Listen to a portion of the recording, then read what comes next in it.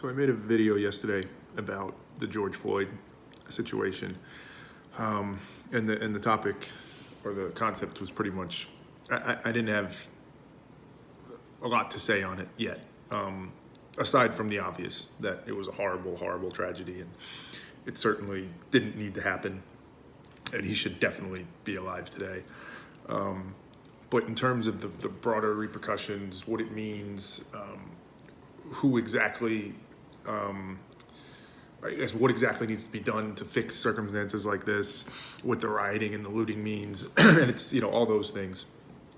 I didn't have anything to say on them yet, right? The concept was, excuse me, concept was slow down and think, right? Take your time. You don't need to have an answer right away. You don't need to give your gut reaction or feel like you need a hot take on the topic. Take time, get the information, process it, understand it, pressure test it, then form your view. So that was kind of the point of it. But what's been nagging me personally since then is this kind of, I'm kind of always thinking of the other side and what somebody else might say, is this thought that you could critique that view by saying, it would be great to have the luxury of time, but something's got to be like we've been waiting. If you're somebody that believes strongly that racism was heavily at play in this incident, and it's a fundamental issue that we have in the country that needs to be addressed, I could see you saying, it's been hundreds of years. How much longer are you going to wait? How much more information do we need to take in before you recognize that action is what we need? And I get that. And that's why it nags at me. I understand the rationale of that. And I fear that a little bit, frankly, that my view of taking your time, really trying to understand things before formulating an opinion, maybe it slows down action. And in a circumstance where something truly horrible is happening, it happens longer than it has to. So it's a fair critique. It's a right call out. It's a right question to ask. I shouldn't be afraid to address, to address it. So that's what I wanted to do in this video a little bit, address my own critique that I assume somebody might have. So I've thought about it a bunch. And again, I get the point of the benefit of action, of taking some action sooner. And it might, let me preface by saying that might, in hindsight, end up being the right thing to do. I'm open to the idea that my take on that we should wait and slow down and think is the right approach. I'm open to the idea that I could be wrong, but I'll give you my rationale as to why I think it's right. Typically, in any scenario, it's beneficial. The more information you have, the more data that you can take in, the more informed you are, the better able you are to make a decision. Typically, that's a truth that I believe. So that kind of holds here a little bit. That's certainly part of it. You also need to start to think about what's the reason to take action today versus a week from now. Like, what's the potential impact that I can have? If I formulate my view today versus then, is something going to be lost in that? Is there going to be something that significantly hurts me or the cause or whatever it is? And although, again, the activity, the event itself was horrific and tragic, if you're looking at it objectively or trying to, I think it's reasonable to believe that it wouldn't change too much, unfortunately. It's not going to change too much in a week's time. So to take that week or however long it is to process what you really believe and gather that information, I think there's some very kind of cold, logical benefit to that. But the last piece is probably the most important piece. Why I think the slow down, wait, think process, strategize out how you want to react to this, how you want to feel about this, is the right way to go.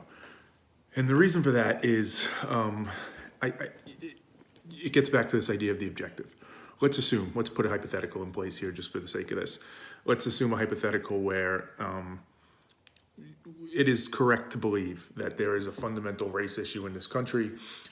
It's deep-rooted in lots of different institutions, and a lot of people just, most of them may not even recognize that they're racist, and the fear they have and all these biases that come into play, even if it's not like KKK level racism, it's just those microaggressions, if you will, and those little moments of bias where you feel threatened if you see an African-American man, but not if you see a white man in the same circumstance, those types of things that we don't even necessarily know are going on.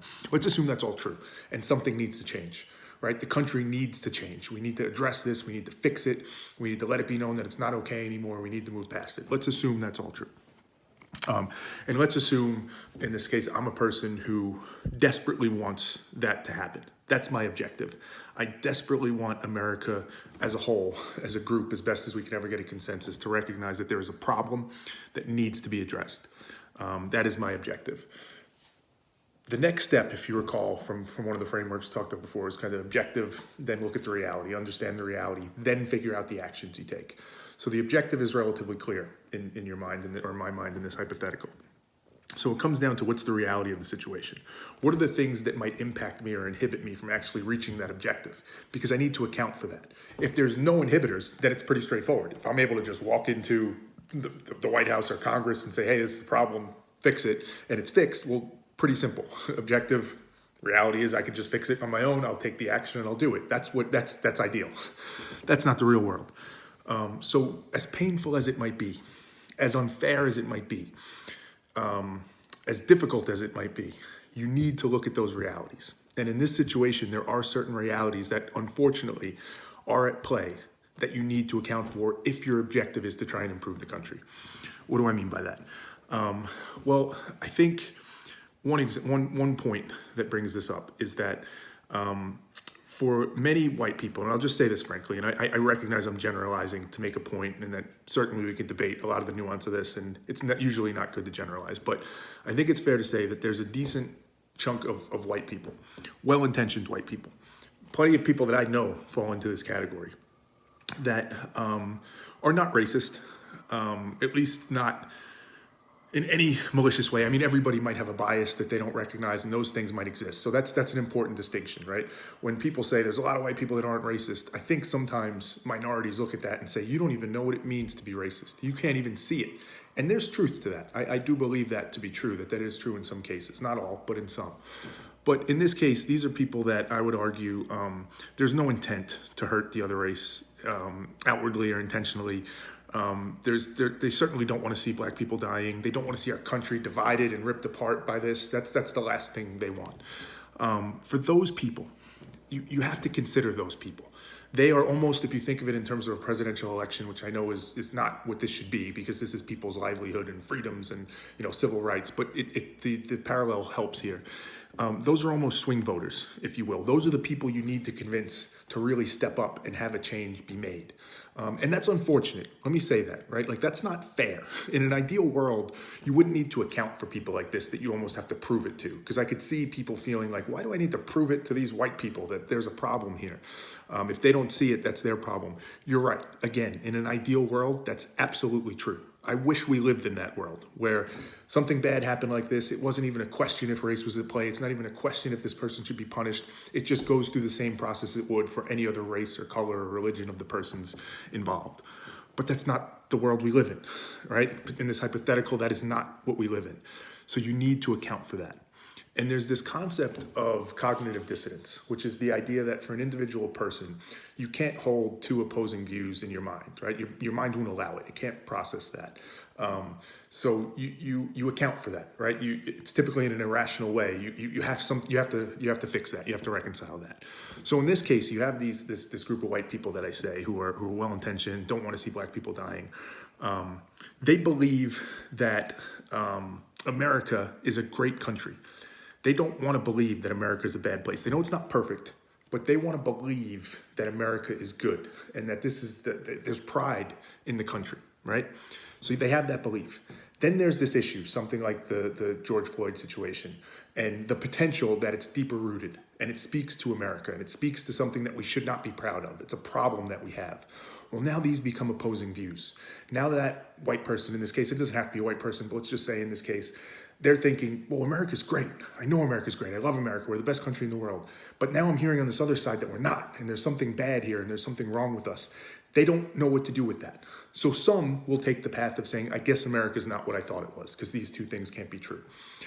A lot will take the other route and say there must be something more here. It's horrible that this person died, but it can't mean that America's a terrible place. So they're looking for reasons. They're looking for outs or excuses so that they don't have to buy into that concept that America's a terrible place. So if you react too quickly, if you overreact, if you start highlighting things or making up facts potentially, or just manipulating facts, or whatever it might be that sometimes happens in kind of that fog of war moment right after something like this happens, right? There was Twitter posts of people driving into the mall in Minnesota that was fake. There was pictures of this officer standing with Trump wearing like an offensive hat, all things that are inciting things more and getting things going, and then they turn out to be fake. And now that person that has that cognitive dissonance is looking for an out to believe that America is still great. They say, see, things are being made up. The media is, bolstering this to try and get Democrats elected or whatever it is. That's what it is. That's a problem solved. Like, America's fine. Everything's good to go. The true thing that you want to strive for is to be able to hold both of those views and still believe and be proudful in America, but understand there's things we need to fix. But that's one of the huge benefits of stopping and thinking and understanding that situation. Again, it's an unfair situation. I wish it weren't true, but it is. So again, if your objective is to make a difference, is to actually drive the change that we want to see and that you want to see in this scenario, you have to account for that. You have to do it. And you have to do it in such a way in which, it's kind of that video I did about, fighting Mike Tyson. You have to be perfect throughout. You have to be perfect. Don't give them any outs. Don't give them the outs. Let the opportunity play out like one, in this instance, it appears to be, where it is so cut and dry that this was a horrible, unnecessary, terrible act that this person did. Let that speak for itself sometimes, right? Find the right ways to amplify the issues that you believe are there. You don't have to kowtow. You don't have to, hide from what you believe is happening, but do it the right way. Do it the way that doesn't give those people an out and gives you a better chance to meet your objective. And I think stopping and thinking always allows you to do that better. When you react on emotion, you give more chance for irrationality and slip-ups and things that they can take as an out. So that's my rationale for believing that stopping and thinking, even in a circumstance like this, as horrible as it is the right one.